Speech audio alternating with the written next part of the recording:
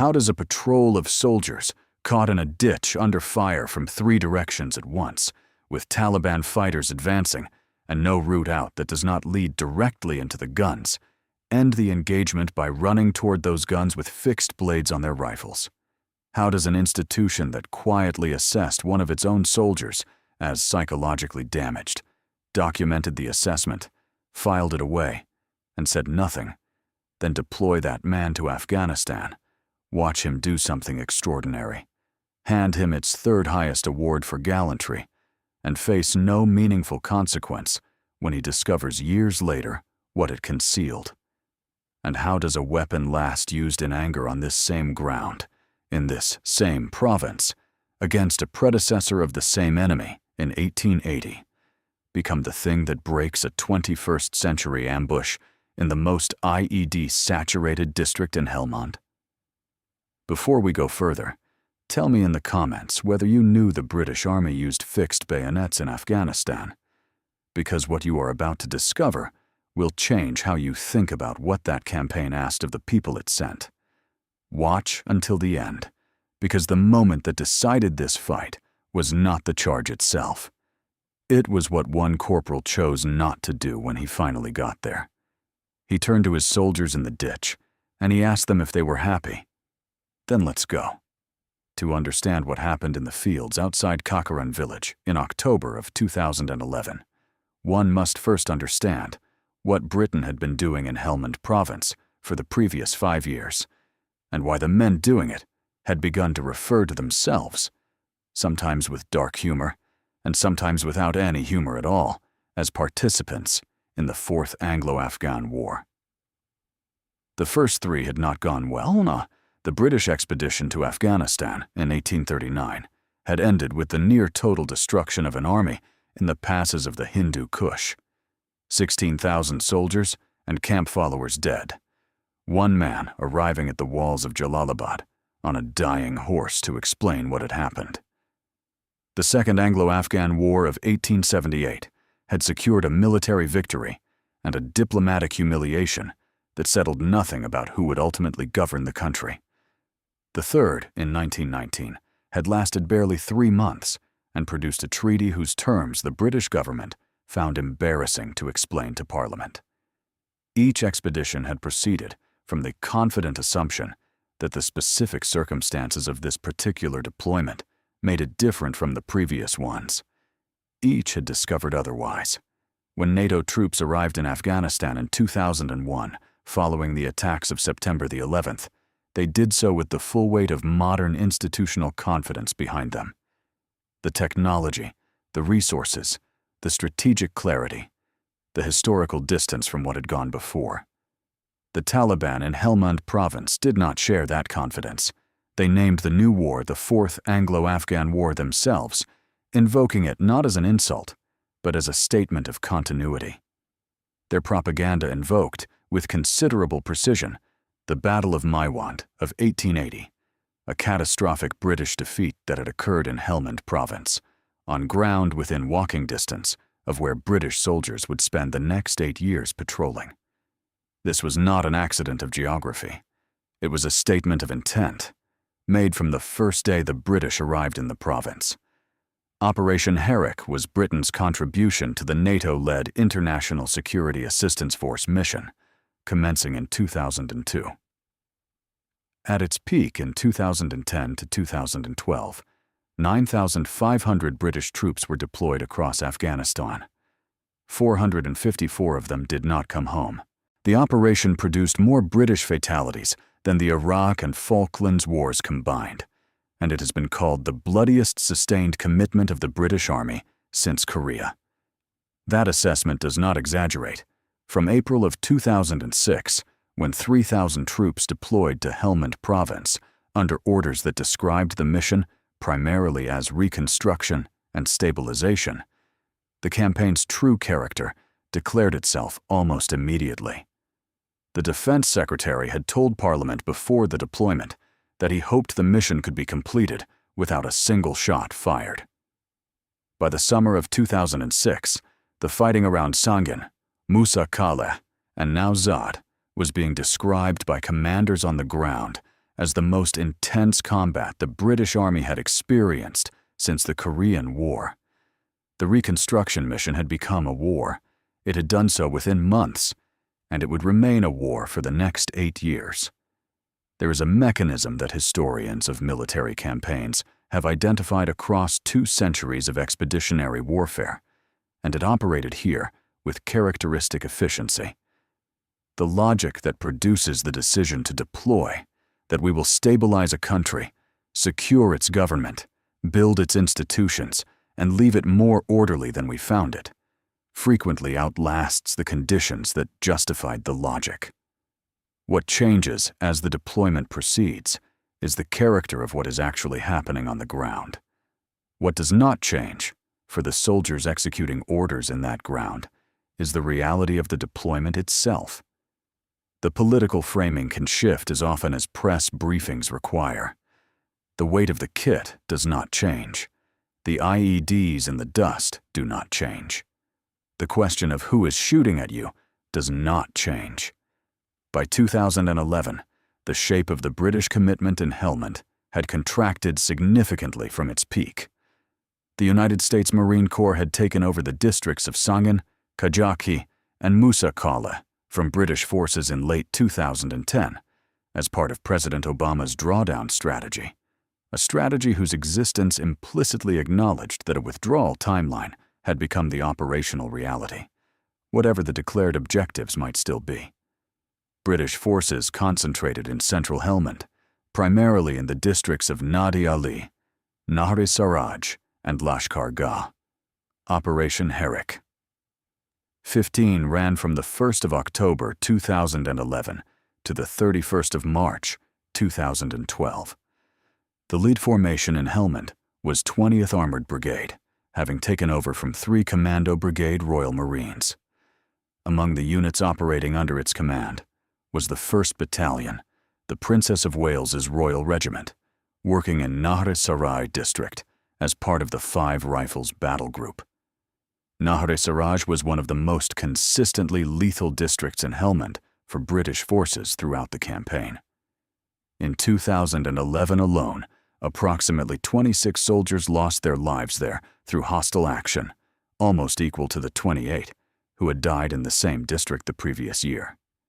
The district's primary mechanism of death was the improvised explosive device, and the Taliban's sophistication with IEDs in Nahr-e-Saraj had developed in direct, systematic, and often creative response to every countermeasure the British Army deployed.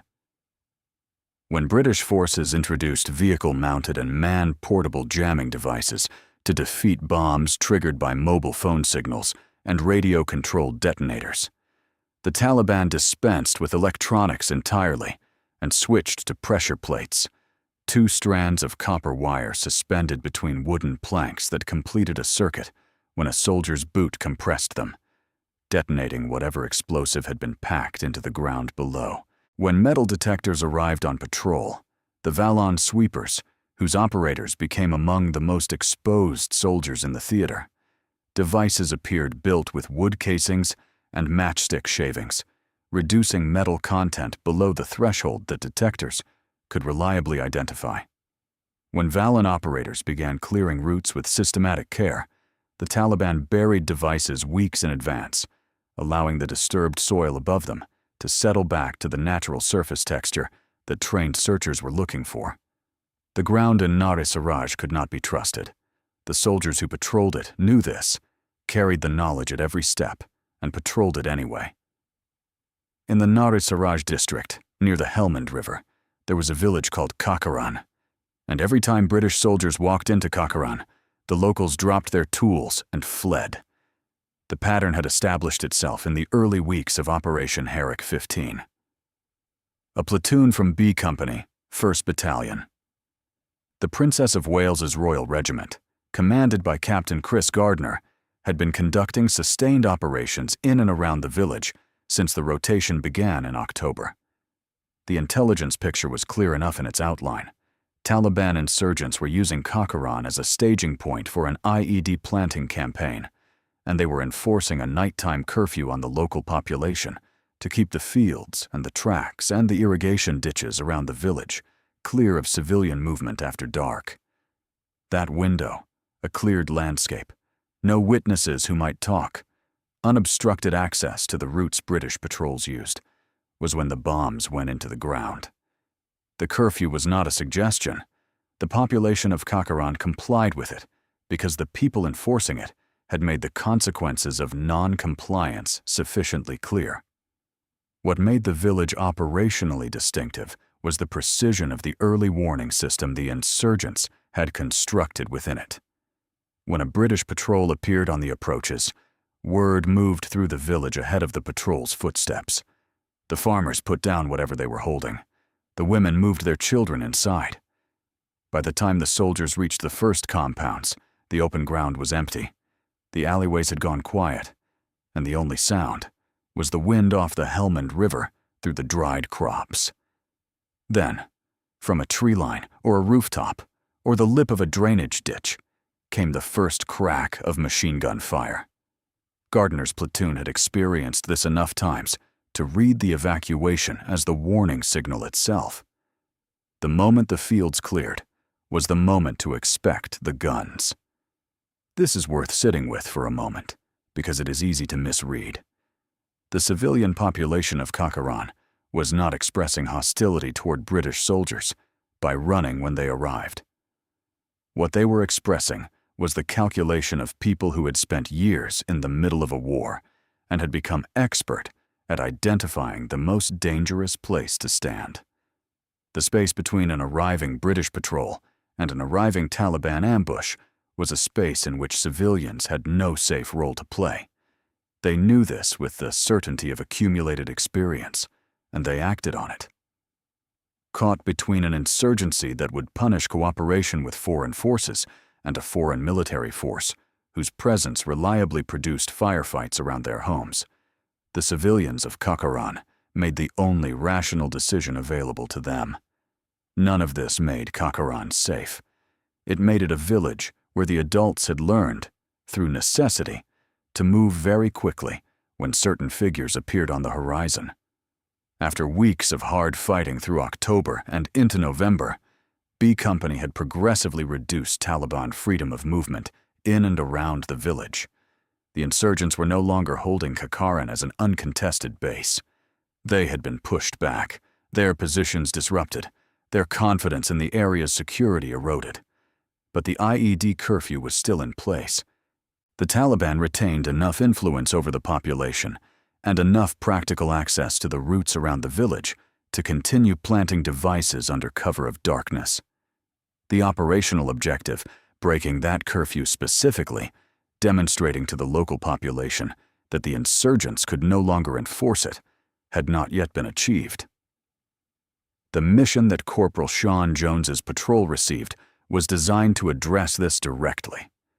They were going back into Kakaran. They would make themselves visible in the open ground at the village's edge, and they would wait for the fighters enforcing the curfew to commit to an attack. This is the context that the citation does not record, but that the situation requires. Jones and his soldiers walked into that field with the specific, deliberate intention of provoking a response. They were sent to draw fire. The ambush that followed was not an intelligence failure or a navigational error. It was the intended outcome of the mission, and they had gone into it knowing this. Corporal Sean Jones was 25 years old at the time, from Turn Hill near Market Drayton in Shropshire, a soldier of the 1st Battalion, the Princess of Wales's Royal Regiment. He was second in command of the patrol that morning, the ranking soldier responsible for making decisions if the patrol commander was incapacitated, separated, or otherwise unable to act. This was his 3rd deployment to Afghanistan. The first 2 had given him something that no amount of training at Herrick or Brecon can directly manufacture, but only accumulate: a calibrated understanding of incoming fire, not just the sound of it, but its meaning. He would later describe hearing the Taliban open up and knowing immediately from the density of the rounds and the organization of the firing positions that the enemy was at close range and that the fire was coordinated. He had been shot at enough times to distinguish between the two fundamentally different things that incoming fire can represent. The harassing attack, a few fighters shooting and withdrawing, testing the patrol's response, keeping them nervous. Sounds and feels different from the kill zone, where the fire is heavy and from multiple directions, and the tactical purpose is not to test, but to destroy. This was the kill zone. He knew it before the gravel stopped flying. The regiment Jones served had been formed in 1992 through the amalgamation of the Queen's Regiment and the Royal Hampshire Regiment, and it carried into the 21st century the British Army's oldest battle honor, Tangier, 1662 to 1680. Its ancestral lineage ran back to the 2nd Regiment of Foot, making it the most senior English Line infantry regiment in the order of precedence. But the specific piece of institutional memory that bore most directly on what Jones would do in the ditch outside Kakaran was not ancient. It was 7 years old. In May of 2004, during the Battle of Al-Amara in Iraq, soldiers of the Princess of Wales's Royal Regiment had fixed bayonets and charged a force of insurgents in the first use of fixed bayonets in British combat since the Falklands War of 1982. The action had become part of the regiment's active legend, not a historical curiosity, but a living event, recent enough that some of the soldiers involved were still serving, referenced in training and conversation, the kind of story that passed through a battalion's institutional memory as evidence of what the regiment had done and therefore what it could do again. For a Tiger in 2011, the command to fix bayonets was not an improvisation born of desperation. It was a reach into a regimental tradition that had been validated within living professional memory. The weapon Jones and his soldiers carried into Kakaran was the SA-80 L85A2, the British Army's standard service rifle since 1987, chambered for the 5.56 by 45 mm NATO round.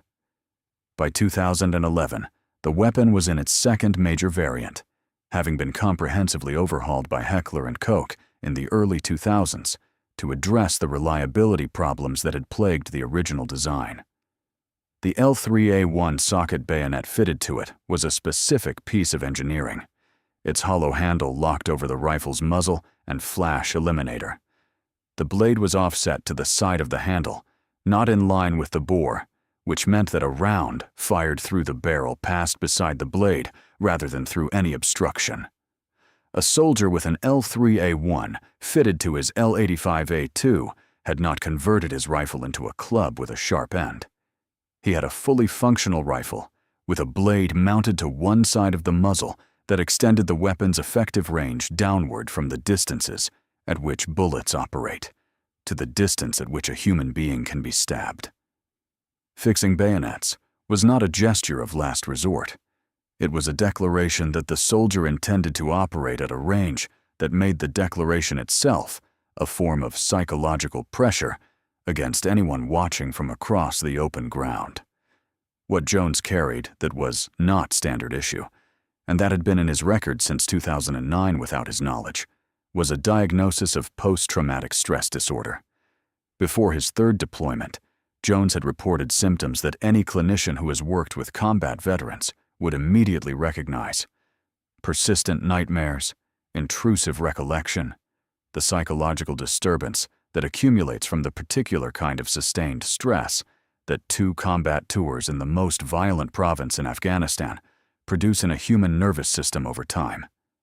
A diagnosis was made, not by Jones's own assessment of his condition.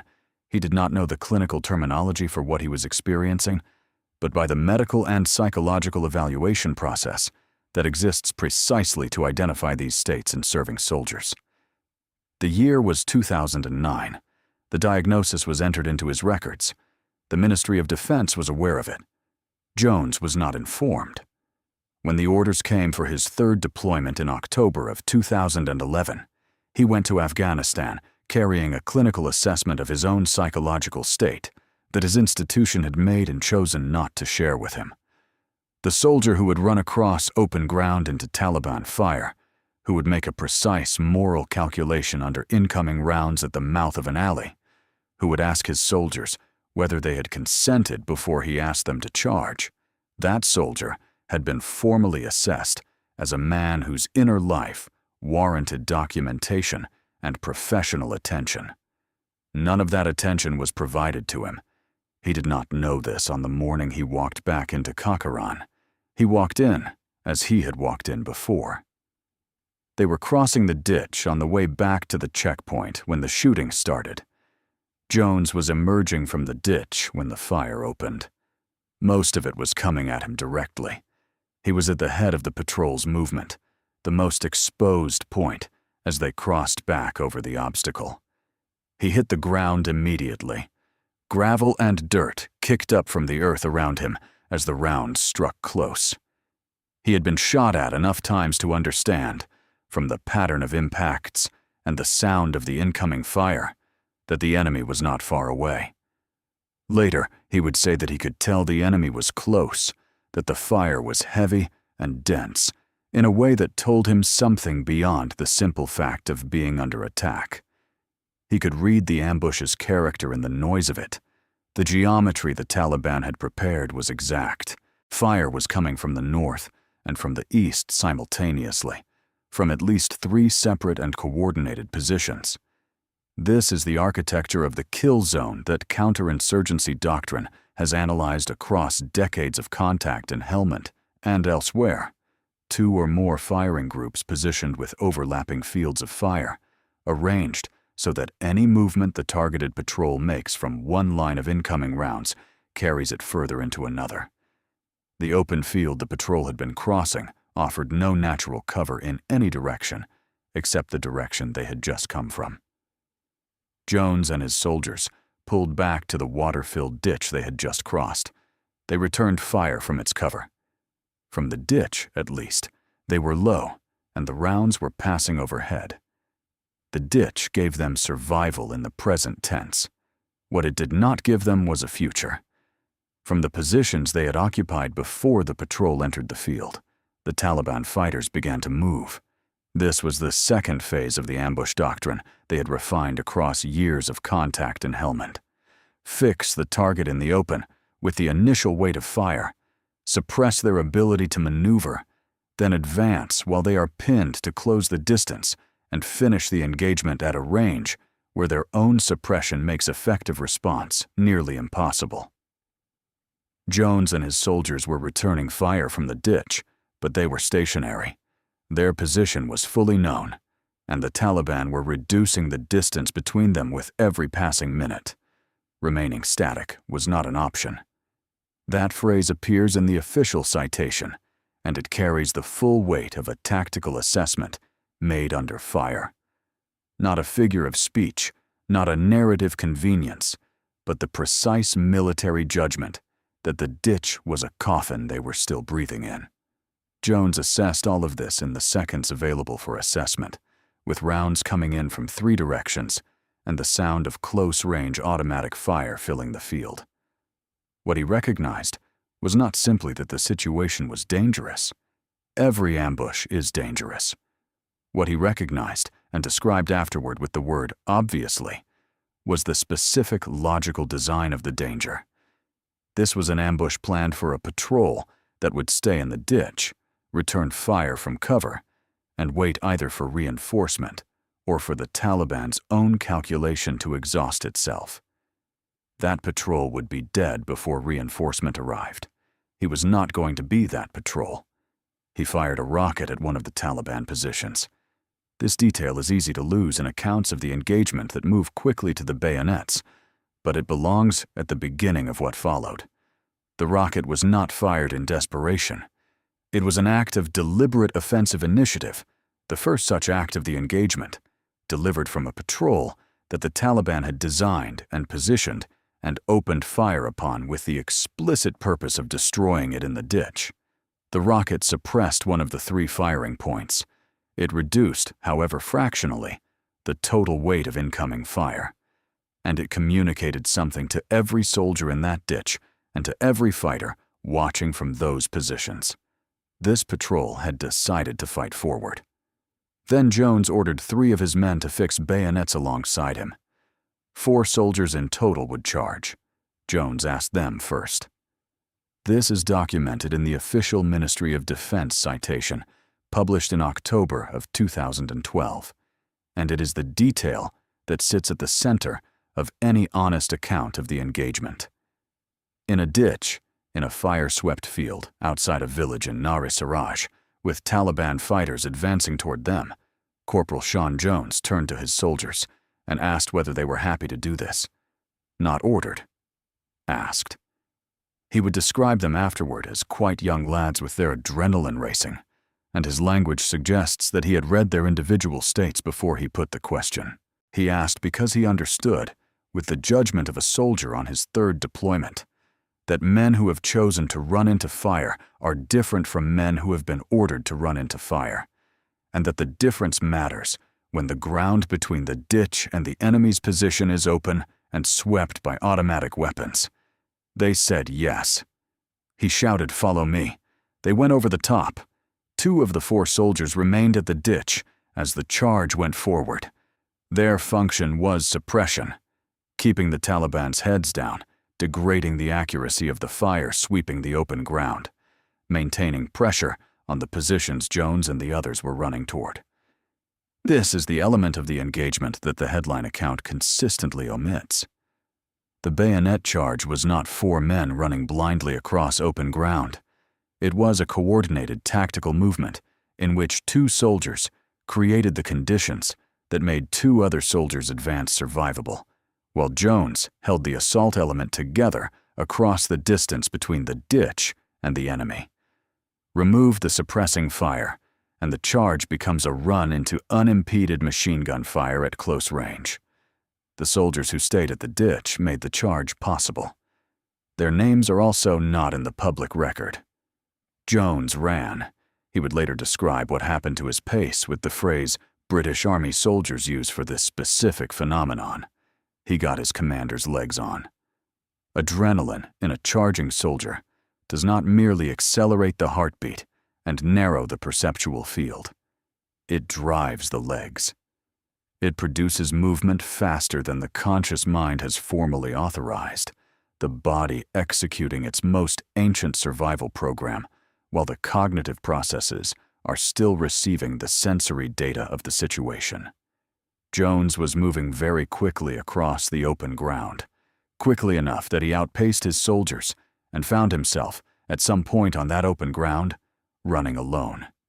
He had to slow down.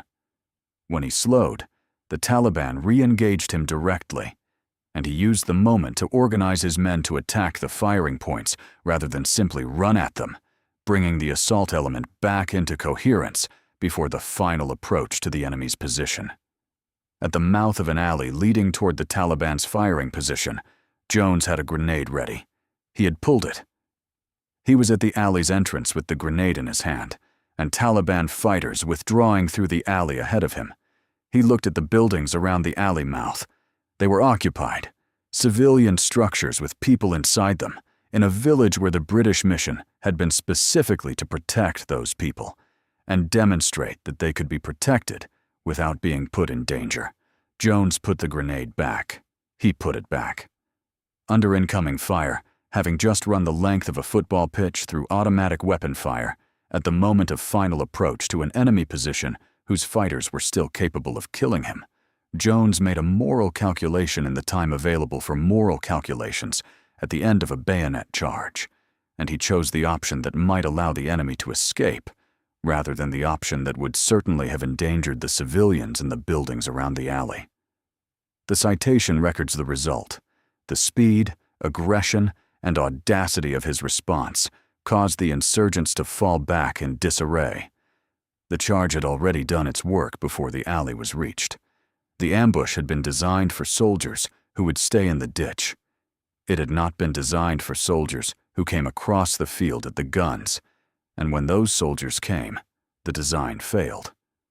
Jones had the moral clarity to recognize that the grenade was unnecessary, and the discipline to act on that recognition at the exact moment when discipline was most difficult to exercise. Sporadic fire continued from the Taliban's remaining positions as Jones rallied his assault element for a second movement against another firing point. The platoon commander and the rest of the patrol, who had been suppressing the positions Jones had not directly engaged during the charge, rejoined the group. The insurgents calculated the situation, the original ambush broken, a second assault in progress, the full platoon now converging, and melted away entirely.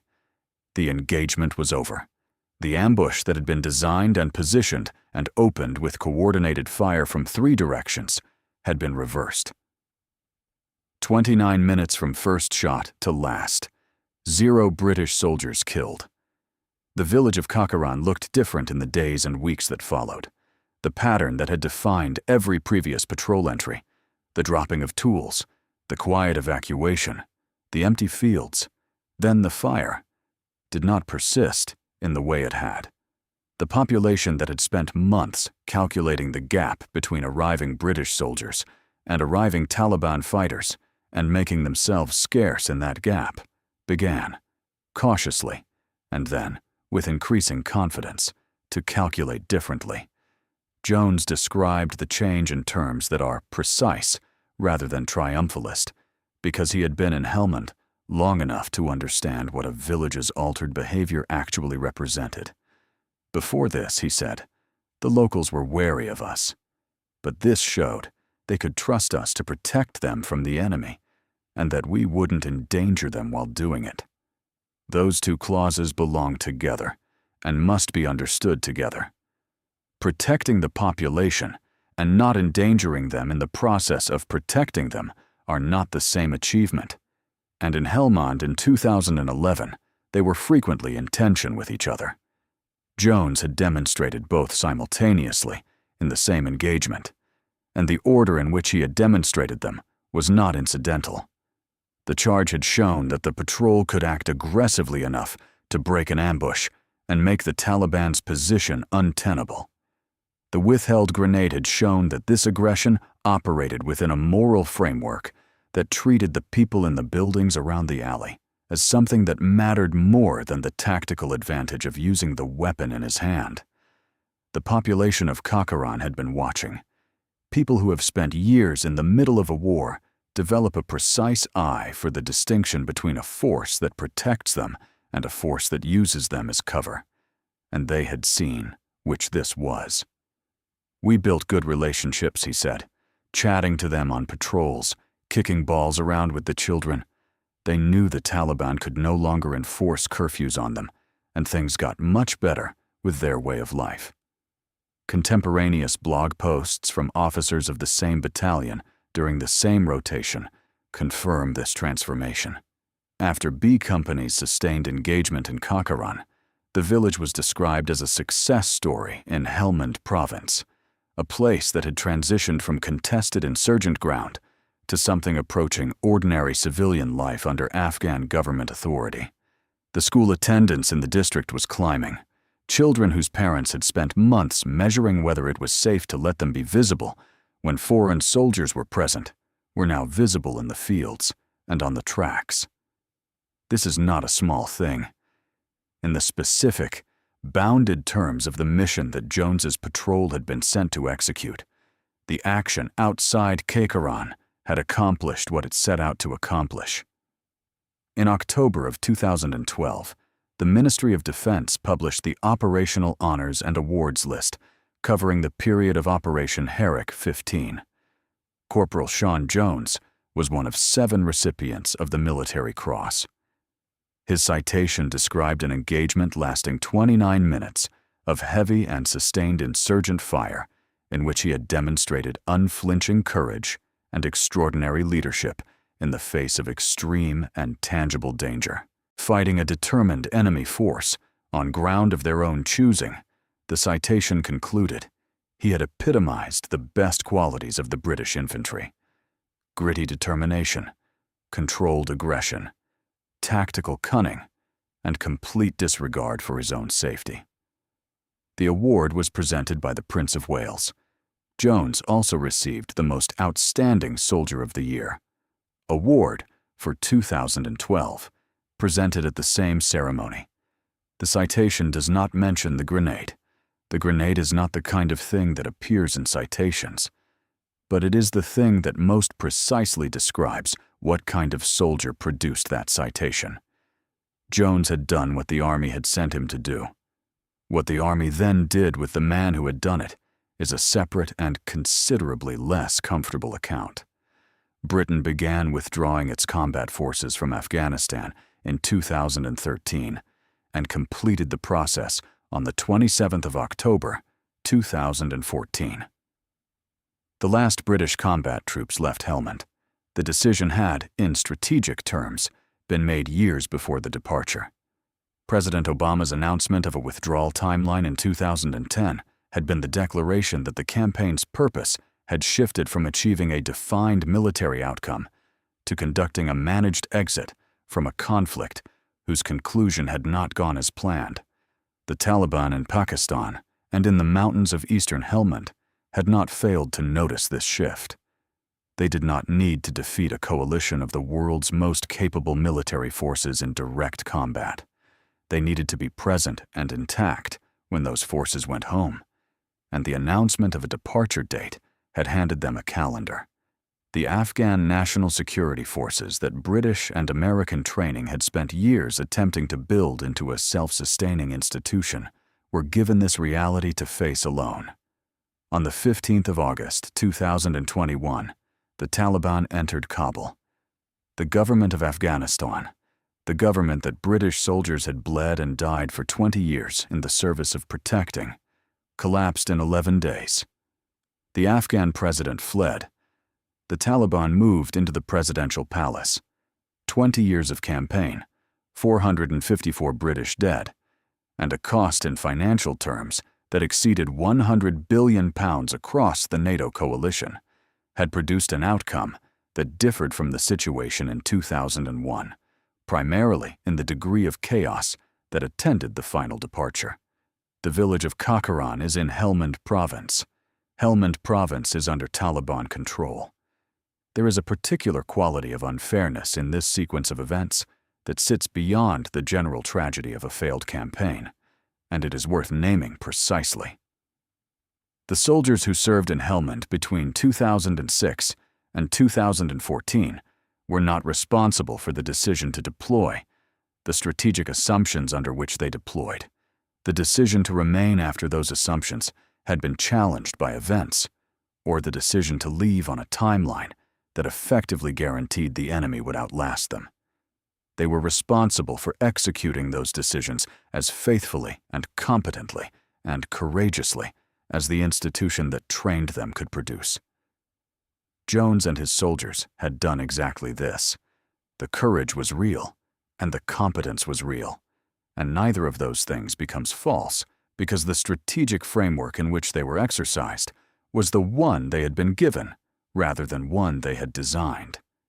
The men and women who chose the framework and the men and women who executed it within it are not the same people, and the cost of the framework's failure should not be distributed equally between them. Afghanistan had been the site of British military overconfidence since the first expedition crossed the Indus in 1838. The soldiers who arrived in Helmand in 2006 were patrolling the same ground, in the same province, against an enemy that had incorporated the memory of Victorian British catastrophe into its operational identity. The Taliban invoked the Battle of Maiwand, not because they were historians, but because Maiwand was proof that this had been done before, that foreign armies had come to this province with superior resources and institutional confidence and had been compelled eventually to leave. When the last Western forces were airlifted from Kabul in August of 2021, the locals who had called it the Fourth Anglo-Afghan War from the beginning had been proven right in the most comprehensive possible way. In 2017, Corporal Sean Jones, by then one of the most publicly recognized veterans in Britain, his name attached specifically and publicly to his Gallantry Award and the charge that had earned it, discovered that the Ministry of Defense had known about his post-traumatic stress disorder diagnosis since 2009 and had not told him. He had been deployed to Afghanistan on his third tour, while the MOD held that clinical assessment in his file. He had not known he had it. The institution that had written the citation calling him the best of the British infantry had also written a document assessing his psychological state 2 years before that citation was composed, filed it, and said nothing. Jones went public immediately. The Mirror reported it. The MOD did not publicly dispute his account. The Ministry of Defense was aware of the diagnosis. Jones was not informed. Those 2 sentences are the complete account of the institutional decision. There is no additional context that changes what they describe. The conversation Jones began in 2017 covers ground that no citation language reaches. The anger, the nightmares that persisted through the years after Helmand, the flashbacks, the drinking that functions as self-medication when the institutional support that was promised does not materialize. These are not abstractions assembled for rhetorical effect.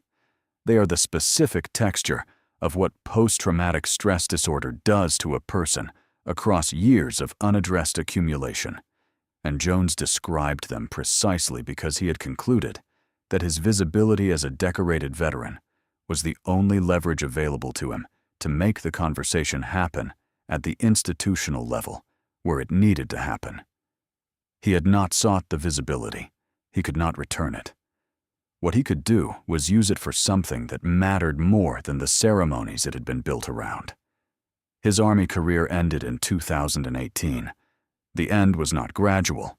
He left after 16 years, having reached the rank of Color Sergeant, following a second PTSD diagnosis that produced a medical discharge he has said he did not anticipate.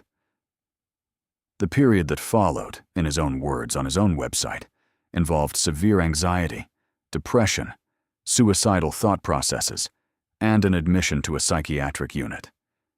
These are not the experiences of a man whose institution recognized what it had put him through and provided care commensurate with the obligation. They are the experiences of a man who was asked to carry something very heavy for a very long time, was not told how heavy it was, and was handed the full weight of it alone when the carrying was done. The British Army built something extraordinary in Corporal Sean Jones. The combination of professional judgment, physical courage, moral precision, and tactical intelligence that produced the engagement at Kakaran represents the infantry system at the highest level of its output. He read the ambush correctly under fire. He chose the right response in the time available for choosing. He ran so fast, he outran his own soldiers. He found the discipline, at the end of a bayonet charge with a grenade in his hand and enemy fighters ahead of him, to make a moral calculation that cost him a tactical advantage in order to protect the people in the buildings around him. He asked his soldiers whether they had chosen before he led them into the choice. Every one of these things is documented, and every one of them is real. The same institution that produced all of this concealed a clinical assessment of his psychological state for 2 years, deployed him anyway, celebrated him publicly when he did something remarkable, and released him without warning when the bill for all of it came due.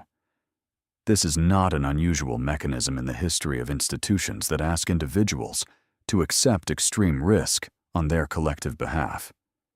It is, however, a particularly precisely documented one, and it carries a name and a face, and a service record, and a gallantry award. The 3 soldiers who charged alongside Jones across that field are not named anywhere in the public record. The MOD citation identifies them only as 3 of his men. They were quite young lads with their adrenaline racing. He asked whether they were happy, and they said yes, and they ran. The soldiers who stayed at the ditch providing the suppressing fire that made the charge survivable are also unnamed. What happened to all of them afterward? Whether they too were carrying diagnoses they had not been told about, whether their own post-service lives bore the weight that Jones's did, whether anyone in any official capacity ever asked them what they remembered of that October morning, the sources do not record. Their names are not in the citation. They are not in the news coverage generated by the awards announcement. They are not on any public honors list. They ran across a fire-swept field behind a corporal who had asked if they were happy, and the record that documents what they did contains no trace of who they were. This is not an indictment of any specific decision. It is simply what the historical record shows, and the record is what survives when the conversation moves on. The accounting. 4 soldiers charged across open, fire-swept ground in a village in Nahr-e-Saraj district in October of 2011. 1 corporal led them. 3 soldiers whose names are not in the public record ran with him. 2 other soldiers at the ditch made the charge survivable with suppressing fire. An ambush designed by Taliban fighters with coordinated positions and a pre-selected killing ground was reversed in 29 minutes of sustained contact. No British soldiers were killed.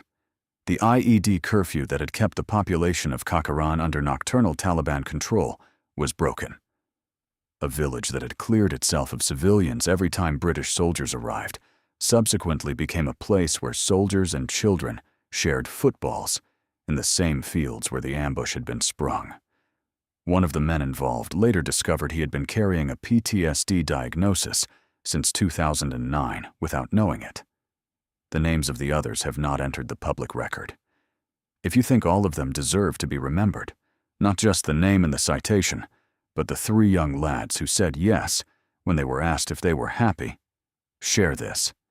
And if you want to understand how Britain ended up back in the same province, fighting the same enemy, on the same ground, for the 4th time in 180 years, subscribe. Because the story of why that keeps happening does not begin in 2001. It begins considerably earlier. And the ground in Helmand has been making the same argument for a very long time. He asked them if they were happy,